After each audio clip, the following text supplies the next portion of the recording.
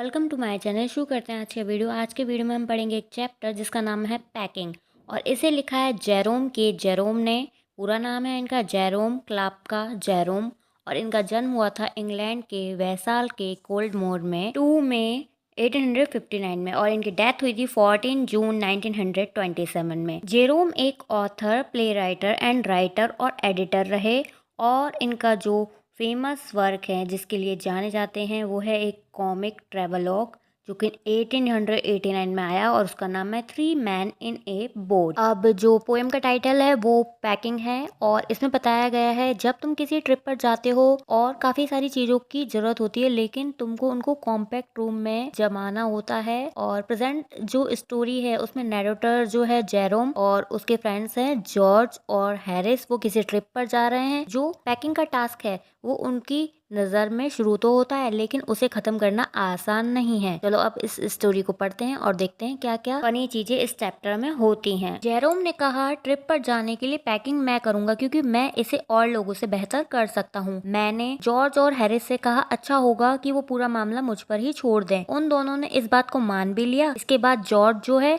वो उसने सिगार मुंह में लगा ली और आराम से कुर्सी पर बैठ गया, और हैरिस ने भी टांगों को मेज पर फैला लिया और सिगार सुलगाने लगा। नरेटर कहता है, मेरा इंटेंशन था मैं काम को कंट्रोल करूं और जॉर्ज और हैरिस को बताऊं कि किस तरीके से मेरे डायरेक्शन में काम करना है, लेकिन उन दोनों के तरीके ने मुझे चिढ़ा दिया था, और सबसे ज़्यादा ये चीज़ चिढ़ा रही थी कि मैं पैकिंग कर रहा था और वो दोनों खाली बैठे देख रहे थे। वो अपना एक बार का एक्सपीरियंस शेयर करते हैं कि एक बार मैं एक ऐसे व्यक्ति के साथ रहा जो मुझे बिल्कुल पागल करता रहता था। वो सोफे पर आराम से लेटा रहता था और मुझे घंटों काम करते देखता रहता था। वो कहता भी था कि तुझे मूर्खता करते हुए देखकर बड़ा अच्छा लगता है, लेकिन मैं जो नैरेटर है वो ऐसा नहीं है। जेरोम जो है शांत बैठकर दूसरे व्यक्ति को लगातार काम में नहीं देख सकता। वो उठता है और अपनी जेब में हाथ डालकर इधर उधर घूमता है और देखता है उसे क्या करना है। सामने वाले को यह वो बताना चाहता है, उसे गाइड करना चाहता है। ये उसका जो एनर्जेटिक नेचर है वो है, और इसमें वो कुछ कर ही नहीं सकता, उसकी नेचर ही ऐसी है। जेरोम ने पैकिंग करना शुरू किया। ये लंबा काम लगता था, लेकिन उसने इस काम को ख़त्म कर लिया, और लास्ट में बैग पर बैठकर उसने इसके फीते या स्ट्रैप कस दिए।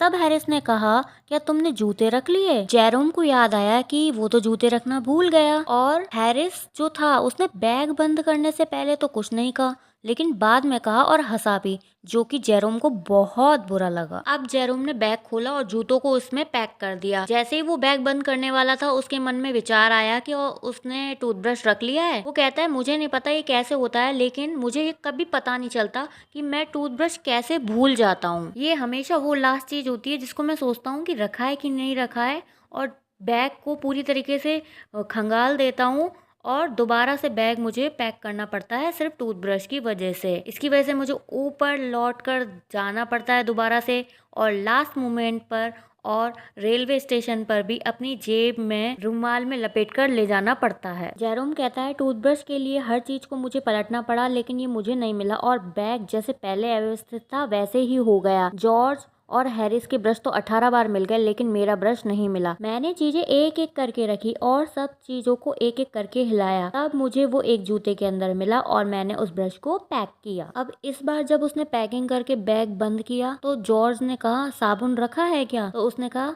अब इस चीज की बिल्कुल भी परवाह नहीं है कि साबुन रखा है कि नहीं रखा, और उसने झटके से बैग को बंद कर दिया। रात के 10:05 इस काम को करने में हो गए थे, और हैरिस ने कहा, अब हमारे जाने में 12 घंटे से भी कम समय बचा है, इसलिए अब हमको रेस्ट करना चाहिए। अब जो काम रह गया था वो था खाना पैक करना, और ये काम जॉर्ज और हैरिस ने किया और जेरम को दिखाने के लिए किया। जॉर्ज को छोड़ दो तो हैरिस जो है वो तो दुनिया का सबसे खराब पैकिंग करने वाला है जेरम की नज़र में। प्याले जो हैं वो टूटने लगे, और हैरिस ने क्या किया, स्ट्रॉबेरी के मुरब्बे को टमाटर के ऊपर पैक कर दिया और उसे कुचल दिया, और उन लोगों को टमाटर चाय वाली चम्मच से निकालना पड़ा। अब बारी थी जॉर्ज की, और उसका पैर जो था वो बटर पर मक्खन पर पड़ गया। जेरोम ने कुछ नहीं कहा, लेकिन वो आया और मेज के कोने पर बैठ गया और उन दोनों को देखने लगा। अब वो ये फील करता है कि ये तो मैं सिर्फ देख रहा हूँ, अगर मैंने इन दोनों को कुछ कह दिया होता तो ये चीज़ तो इनको और ज़्यादा चिढ़ा देती। उन लोगों ने कुछ चीज़ों पर पैर रख दिया और ज़रूरत के टाइम पर उन्हें वो चीज़ें मिली ही नहीं।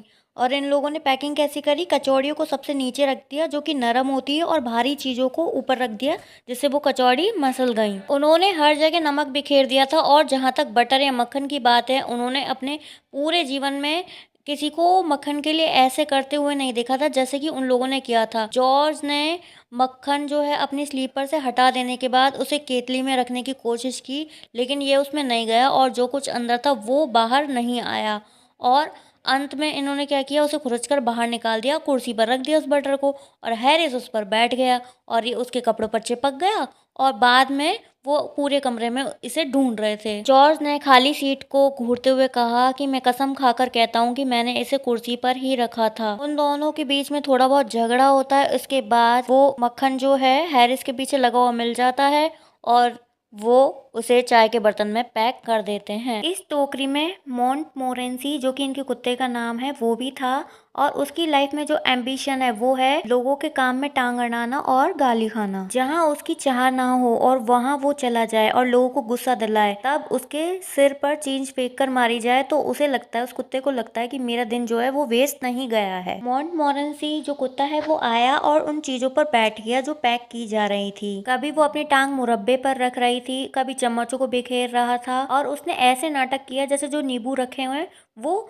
चूहे हों, और उसने 3 नींबू खराब कर दिए और हैम्पर या डलिये में घुसा, और इससे पहले कि हैरिस उसे फ्राइंग पैन से मारता उसने 3 नींबू खराब कर चुके थे। हैरिस ने जेरोम से कहा कि तुमने इसे ऐसा करने के लिए उकसाया है। तब जेरोम कहता है कि मैंने उसे ऐसा करने के लिए नहीं उकसाया है, ये तो इस तरीके का कुत्ता है कि इसको इन चीज़ों को उकसाने की या कुछ और चीज़ें करने के लिए ज़रूरत ही नहीं है, ये तो इसका स्वभाव भी ऐसा है जो उससे इस तरीके की चीज़ें कराता है। 12:50 पर उनकी पैकिंग पूरी हो गई और हैरिस अपनी बड़ी डलिया पर बैठ गया और बोला कि मुझे ऐसी उम्मीद है कि कुछ भी टूटा नहीं मिलेगा। जॉर्ज ने कहा अगर कोई वस्तु टूटी है तो वो टूटी हुई ही है, और ये जो विचार है उसे तसल्ली दे रहा था और वो सब लोग अब आराम करना चाहते थे, इसलिए वो सोने के लिए ऊपर चले गए। हम लोगों ने बिस्तरों के लिए टॉस किया और जो हैरिस है उसको मेरे साथ मतलब जेरोम के साथ सोना था। उसने कहा तुझे अंदर की ओर सोना है या बाहर की ओर सोना है, तो मैंने कह दिया कि मैं मोस्टली बिस्तर पर अंदर की तरफ ही सोना पसंद करता हूँ।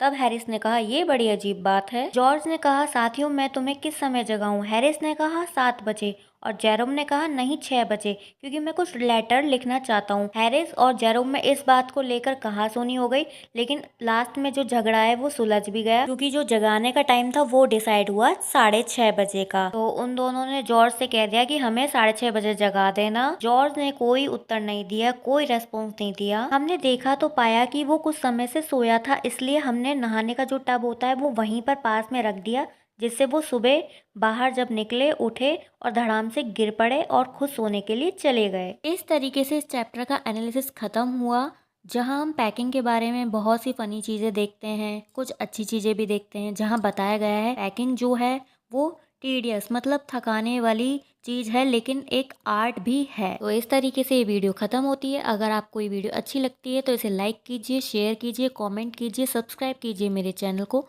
Thanks for watching my video.